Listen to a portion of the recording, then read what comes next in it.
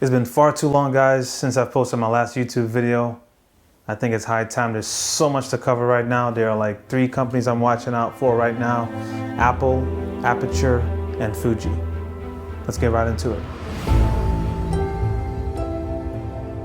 Okay, so I got a video here from a friend of mine named Donald. He sent me a clip from the XT3.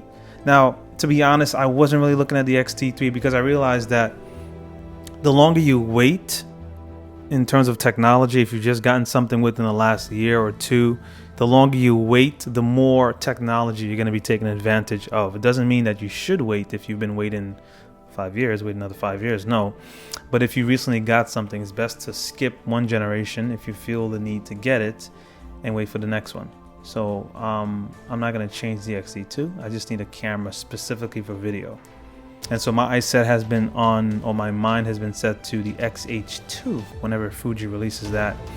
Now the XT3 looks amazing. I was looking at this video. I'm going to show it to you guys right now. Now this is the behind the scenes clip we're looking at here. I'm going to look at the actual video now, which I think was really interesting. The video is called A Different Beyond. So what we're looking at here, I'm going to turn the sound off on mine. What we're looking at here is the control from shadows to brightness. Shadows again to the bright areas. How the camera does it.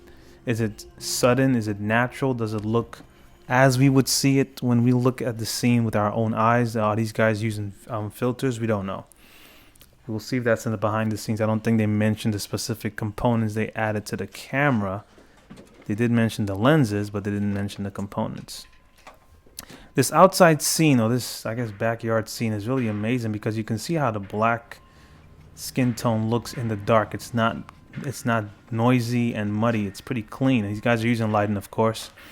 I believe what Donald told me was available light, but I'm going to double check that for sure. But you can see how cinematic it looks, how real it looks, and these guys know how to do their lighting. You can see here they create enough light in the shadows where you can actually see the person.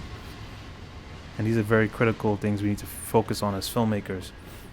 But the XT3 is pretty amazing considering how small it is and considering how clean it is in terms of low light, similar to the XT2.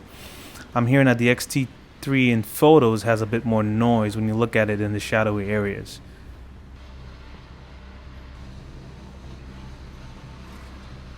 And it's amazing.